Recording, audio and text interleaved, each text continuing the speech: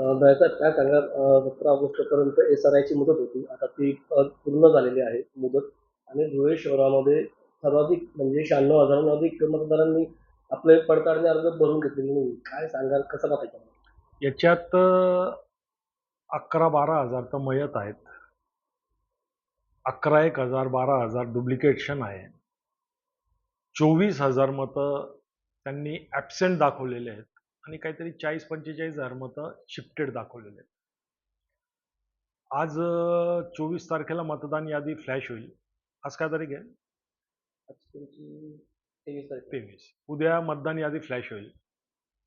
Flash झाल्यानंतर कोणत्या बूथमध्ये कोणते शिफ्टेड दाखवलेले आहे आणि कोणते ॲब्सेंट दाखवलेले आहेत ते चेक करावे लागतील आणि ते चेक करून आता भरपूर ठिकाणी असं झालेलं आहे का उदाहरणार्थ अनुप अग्रवाल राहतो धुळ्यात, परंतु कोणाच्या तरी संस्थेत ग्रामीणमध्ये तो कामाला असेल,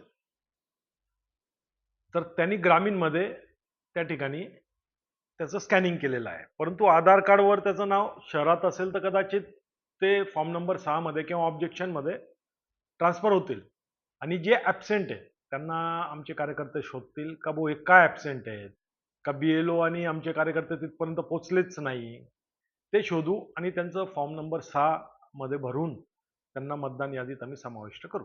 म्हणजे पुन्हा त्यांना आपलं नाव एस-आर-आयमध्ये टाकण्याची पुन्हा संधी आहे. हाय, 1 महिना ती संधी आहे.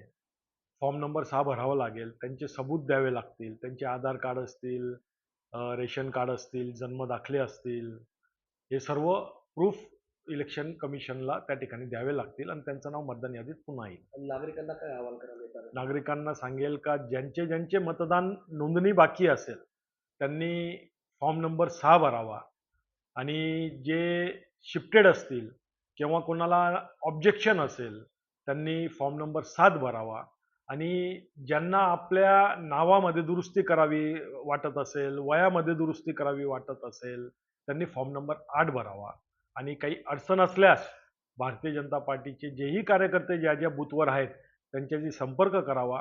ते नक्कीच आपल्याला मदत करतील किंवा भारतीय जनता पार्टीचं भाजप कार्यालय किंवा आमदार कार्यालय या ठिकाणी जरी संपर्क केला तर आमचे कार्यकर्ते त्यांना नक्कीच मदत करतील.